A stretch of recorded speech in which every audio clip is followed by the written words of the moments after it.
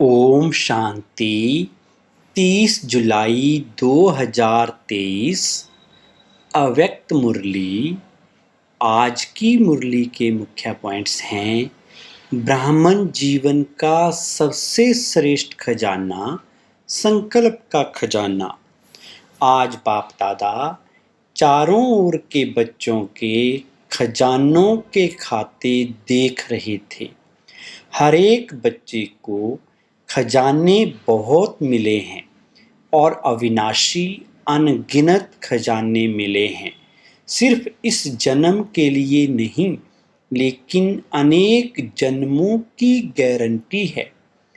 अब भी साथ हैं और आगे भी साथ रहेंगे। सबसे श्रेष्ठ खजाना संकल्प का खजाना है और आप सबका श्रेष्ठ संकल्प ही ब्राह्मण जीवन का आधार है। संकल्प का खजाना बहुत शक्तिशाली है। संकल्प द्वारा सेकंड से भी कम समय में परम धाम तक पहुंच सकते हो। संकल्प शक्ति एक ऑटोमेटिक रॉकेट से भी तीव्र गति वाला रॉकेट है। जहां चाहो वहां पहुंच सकते हो। संकल्प के खजाने से व शक्ति से जिस आत्मा के पास पहुंचना चाहो उसके समीप अपने को अनुभव कर सकते हो। जिस स्थान पर पहुंचना चाहो वहां पहुंच सकते हो।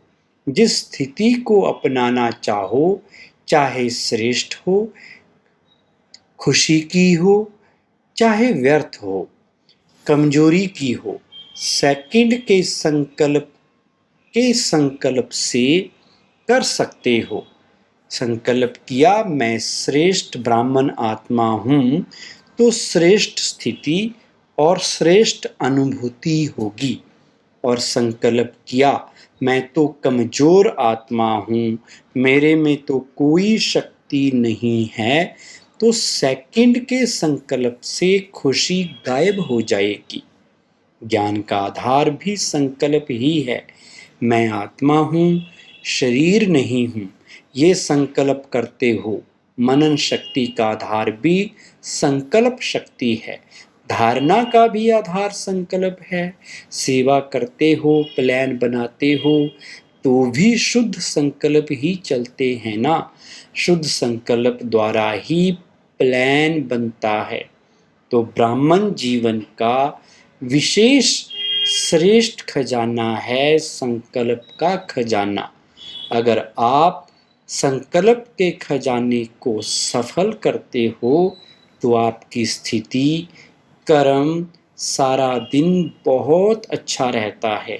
और संकल्प के खजाने को व्यर्थ गंवाते हो तो रिजल्ट क्या होगी? जो स्थिति चाहते हो वो नहीं होती। आप सब जानते हो कि व्यर्थ संकल्प बुद्धि को भी कमजोर करते हैं और स्थिति को भी कमजोर करते हैं। जिनका व्यर्थ चलता है उनकी बुद्धि कमजोर होती है, कंफ्यूज्ड होती है, निर्णय ठीक नहीं होगा, सदा मूंझा हुआ होगा। क्या करूं क्या ना करूं, स्पष्ट निर्णय नहीं होगा। और व्यर्थ संकल्प की गति बहुत फास्ट होती है। परेशानी या खुशी गायब होना या मन उदास रहना, अपने जीवन से मजा नहीं आना, ये व्यर्थ संकल्प की निशानियां हैं। कईयों को मालूम ही नहीं पड़ता कि मेरी स्थिति ऐसी हुई ही क्यों। वो मोटी मोटी बातें देखते हैं कि कोई विकर्म तो किया नहीं, कोई गलती तो की नहीं, फिर भी खुशी कम क्यों, उदासी क्यों, क्यों नहीं आज जीवन में मजा आ रहा है, मन नहीं लग रहा है। कारण विकर्म को देखते, विकल्प को देखते, बड़ी गलतियों को चेक करते, लेकिन ये सूक्ष्म गलती व्यर्थ खजाने गंवाने की होती है। जरूर वेस्ट का, व्यर्थ गंवाने का खाता बढ़ा हुआ है। फिर कहा, पाप का खाता अलग है, ये खजाने गंवाने का खाता है। पाप तो स्पष्ट दिखाई देता है, तो महसूस कर लेते हो कि आज ये किया, इसलिए खुशी गुम होगी। लेकिन व्यर्थ गंवाने का खाता, उसकी चेकिंग कम होती है और आप समझते हो कि चलो आज का दिन भी बीत गया, अच्छा हुआ, कोई ऐसी गलती नहीं की। लेकिन ये चेक करो कि अपने संकल्प के श्रेष्ठ खजाने को जमा किया या व्यर्थ गंवाया। यदि जमा नहीं होगा तो गंवाने का खाता होगा ना।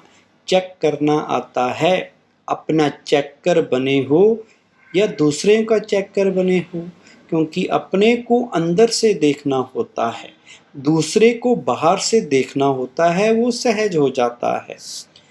अगर संकल्प व्यर्थ हुआ तो और खजाने स्वतः व्यर्थ हो जाते हैं। संकल्प व्यर्थ तो कर्म और बोल क्या होगा, व्यर्थ ही होगा ना। फाउंडेशन है संकल्प। अपने संकल्पों के ऊपर कंट्रोलिंग पावर रखो।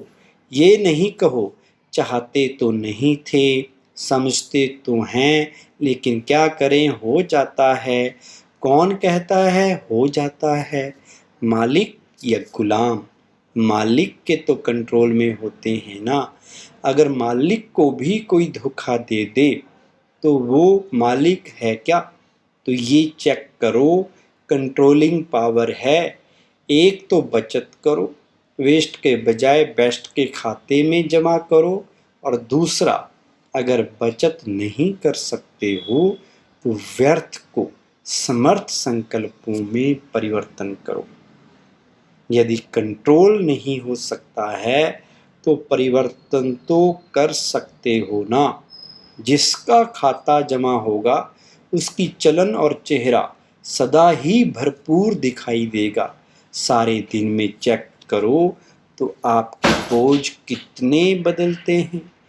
कभी चेक किया है? बहुत बोझ बदलते हैं। कहते हैं 3 दिन हो गए, खुशी गुम हो गई है। क्यों खुशी गुम हुई, कहाँ गई, कौन ले गया? खजाना तो आपका है, लेकिन ले कौन गया? इस वर्ष बाप दादा सभी के बचत का खाता भरपूर देखना चाहते हैं। अगर आपने संकल्प को कंट्रोल किया तो औरों को कंट्रोल करने की मेहनत नहीं करनी पड़ेगी।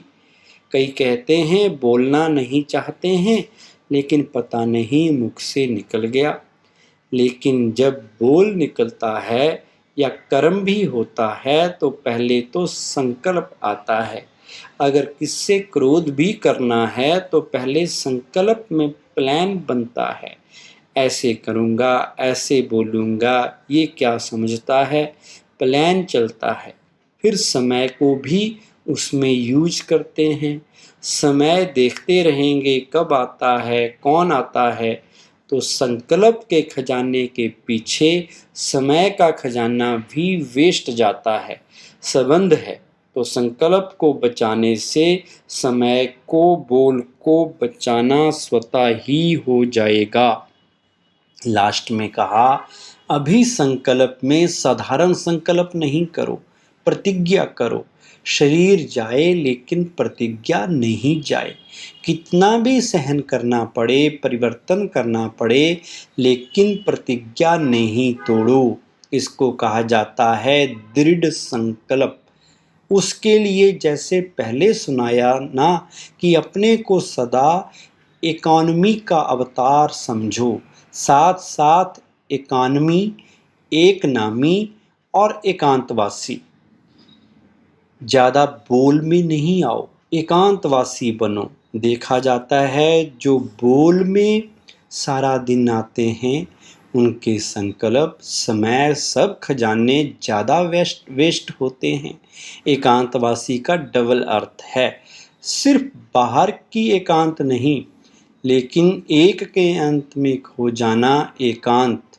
नहीं तो सिर्फ बाहर की एकांत होगी तो बोर हो जाएंगे, कहेंगे पता नहीं दिन कैसे बीतेगा। लेकिन एक बाप के अंत में खो जाओ। जैसे सागर के तले में चले जाते हैं तो कितना खजाना मिलता है। अंत में चले जाओ अर्थात बाप से जो प्राप्तियां हैं उसमें खो जाओ। सिर्फ ऊपर ऊपर की लहरों में नहीं लहराओ, अंत में चले जाओ, खो जाओ, फिर देखो कितना मजा आता है। तो सर्व खजानों में इकोनॉमी करो और एक बाप दूसरा ना कोई, इसको कहते हैं एक नामी।